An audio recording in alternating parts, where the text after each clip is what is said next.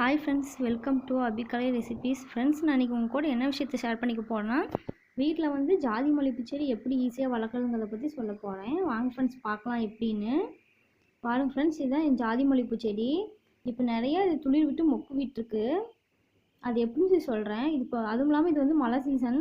இந்த மழை கால சீசனில் வந்து எப்படின்னா நம்ம காஞ்ச இதெல்லாம் இருக்கும் இல்லையா, அதில் காஞ்ச இலை இந்த மாதிரிலாம் இருக்கும். அதெல்லாம் வந்து நம்ம கட் பண்ணி விட்டுறணும்.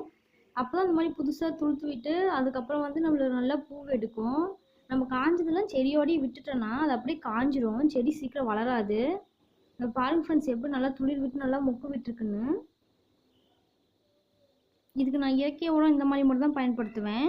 அப்போ தான் செடி சீக்கிரம் நல்லாவும் ஆரோக்கியமாக வளரும், நல்லா பூ கொடுக்கும். அது வாங்க ஃப்ரெண்ட்ஸ், எப்படி நான் உங்களுக்கு வந்து செடி புதுசாக வீட்டில் நடந்துங்கிறத பற்றி உங்களுக்கு ஏற்கனவே செடி ஒன்று பதியம் போட்டு வச்சுருந்தேன். அதை நம்ம பதியம் போடுறதுன்னு சொல்லி சொல்லுவோம். அதை நான் வந்து எப்படி போட்டு வச்சுருக்கேன்னு பாருங்கள். செடியோட வந்து அடிப்பாகத்தில் முதிர்ந்த குச்சி இருக்கும். அது வந்து நம்ம ஒரு இன்ச்சு கேப்பில் வந்து மண்ணை பறிச்சிக்கலாம்.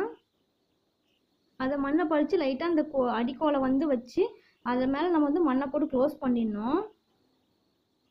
இந்த மாதிரி தான் ஃப்ரெண்ட்ஸ். இப்படி பண்ணிட்டீங்கன்னா உங்களுக்கு நல்லா அடியில் வேர் பிடிக்க ஆரம்பிச்சிடும். ஒரு 1 month ஆகும் அதுக்கு.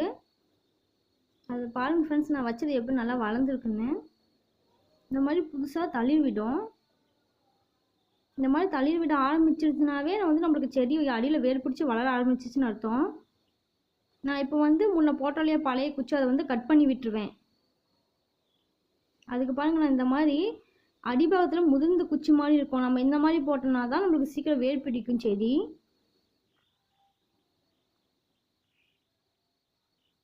அது வாங்க ஃப்ரெண்ட்ஸ், நான் உங்களுக்கு எப்படி அதை வந்து நம்ம பதியம் போடுறதுன்னு சொல்லி உங்களுக்கு செஞ்சு காமிக்கிறேன் நான். பாருங்கள் ஃப்ரெண்ட்ஸ், இந்த மாதிரி ஒரு முதிர்ந்த குச்சி எடுத்துக்கோங்க.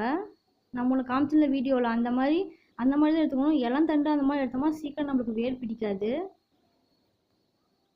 லைட்டாக மண்ணில் 1 inch கேப் அளவில் பறிச்சுக்கோங்க. நம்ம வந்து குச்சி நல்லா வளைச்சி வச்சுக்கணும். அப்போ தான் சீக்கிரம் அடியில் அது சீக்கிரம் வேர் பிடிச்சி இறங்கும். அப்புறம் மேலே மண்ணை போட்டு க்ளோஸ் பண்ணிடணும். அவ்வளோதான் ஃப்ரெண்ட்ஸ், நம்மளுக்கு இது 1 monthலேயே சீக்கிரம் துளிர் விட ஆரம்பிச்சிடும். அவ்வளோதான் ஃப்ரெண்ட்ஸ், பதியம் போடுதல்.